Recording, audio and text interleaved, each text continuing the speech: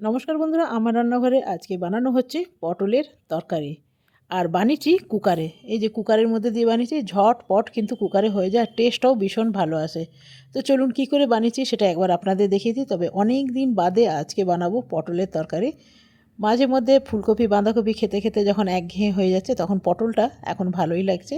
আর পটলটা খুব ভালো পেয়েছিলাম, তারপরে বাড়িতে রাখার জন্যে 1-2 দিন দেখলাম পেকে গেছে একটু। তো নিয়ে নিয়েছি টমেটোটা আমি একটু মিক্সির মধ্যে পেস্ট করে নেব। আর বীজগুলো আমি বার করে দিয়েছি। এই যে, তো এখানে কড়াইয়ের মধ্যে দিয়ে দিলাম তেল। খুব সামান্য তেল দিয়ে বসাবো। কুকারে বসালে না, কুকারে যদি দেওয়া হয় তাহলে কিন্তু তেলটা কী হয়, ছিটকে ছিটকে বেরিয়ে যায় না, খুব সুন্দর তেলটা থেকেই যায়। তো প্রথমে আমি কড়াইয়ের মধ্যে ফোড়নে দিয়ে দিলাম একটু মেথি।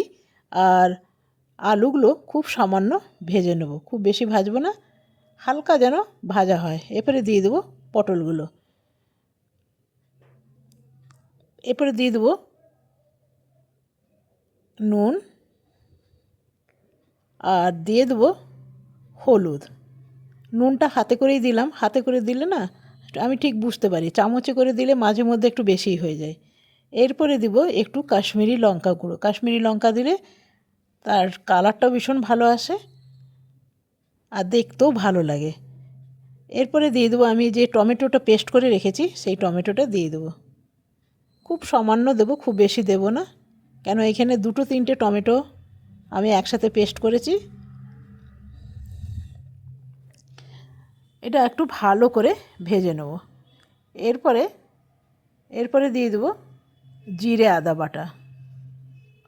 এটা একদম নিরামিষ বানানো হচ্ছে, আর একটু ভালো করে ভেজে নেব।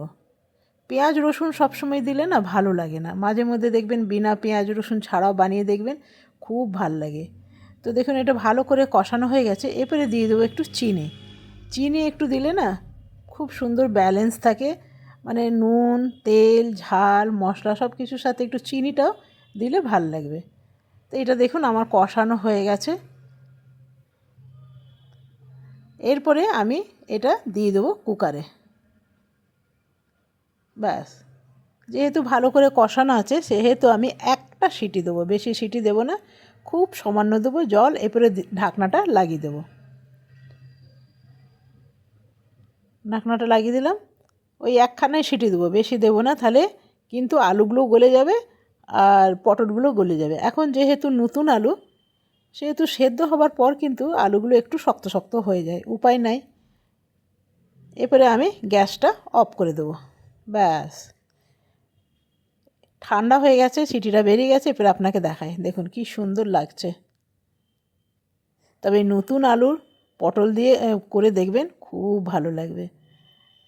যেমন গরমের দিনে আমাদের ফুলকপি বাঁধাকপি ভালো লাগে, তেমনি শীতকালে দেখবে মাঝে মধ্যে যদি পটল ভেন্ডি এগুলো খাওয়া যায় তখন আবার ভালো লাগবে। তো বন্ধুরা, আজকের মতন এখানেই শেষ করলাম। ধন্যবাদ।